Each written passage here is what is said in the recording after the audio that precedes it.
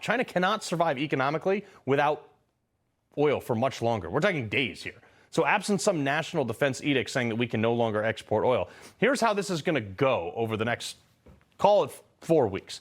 Oil's rising at a rate of 2-to-1 for China and even Europe versus here in America due to this dwindling supply. China has about 10 days of stock right now on their shores, on the ground. And once that runs out, they have to shut down these refineries. If that happens, just by pure capitalism, China will, their government, which doesn't have any money anyway, is going to subsidize very high-priced imports because they have to survive. Countries and companies will be naturally drawn to those markets. This is why I was talking about the national edict, because they'd be getting, every company would be getting twice the amount for the same barrel of oil that they would for in America.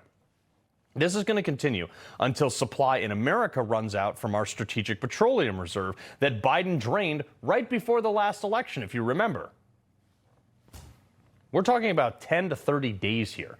And then after that happens, once that's set in motion, the only way to stop the explosion of prices on a global oil shortage is through a global recession that halts the world's economy long enough to stabilize the supply and demand.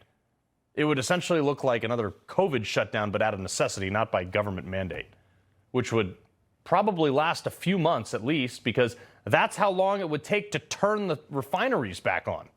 They don't flip a switch and they go back on. It takes time. This is why I've been saying here that Trump needs to wrap this up like ASAP. We have more time than China and Iran, but it's not indefinite. We're like 10 to 30 days from a serious global financial tipping point on this. But here's what Trump is gambling on.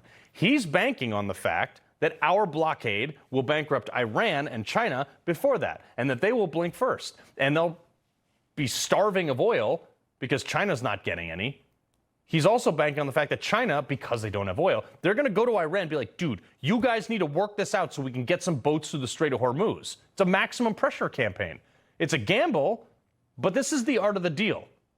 Everyone else is getting hit 2-to-1 what we are. So who blinks? But if Trump comes out on top, which I think he will because he didn't go into this blind and he usually knows what he's doing, I know for a fact that he has been briefed on all these scenarios by some of the smartest people in the world, some of which we've had on this show to tell you about it. If Trump pulls this off and they blink, think about this. Global politics, the global economy changes. Iran becomes our trading partner. China buys oil from us because it's ready to go now in tankers, unlike Iran. The American economy will have the political backing. All the libs will realize how important being energy independent really is after this, so we'll be able to produce more energy without the political resistance, which means gas prices will come back down. Places like Japan will stop dumping U.S. bonds, which is primarily why the Fed hasn't lowered interest rates, by the way. The dollar will get stronger, which means inflation will go down, followed by interest rates. That's a lot of good news. Now, there is some not so good news here.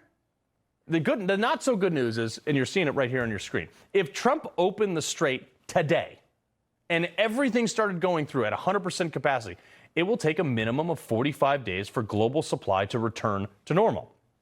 That includes for China, by the way. 3 to 6 months after that for fuel to come back down to what it was before this conflict, and another month or two for markets to truly start trusting the problem is solved. All in, look, I think it's worth it to not worry about a nuclear weapon ending up in Baltimore from Iran. But if it goes much longer, it could start to become not worth it. That's why Iran is dragging this out. They're saying, oh, we don't know who to negotiate with. They're doing everything they can. That's why I think Trump should have just bombed the hell out of them on Tuesday when the ceasefire expired. They're stalling. So let's see what China does in the next 3 to 4 days. Because Monday, I'm telling you, Monday's going to be a totally different oil market. And personally, I have filled every diesel and gas tank that I have because it's the cheapest insurance you can buy and you'll use it anyway. He loves the Constitution. He fights for what's right. He hates the bad guys. He's a freedom warrior. He's your freedom warrior. Watch Carl Higbie every weekday on Newsmax.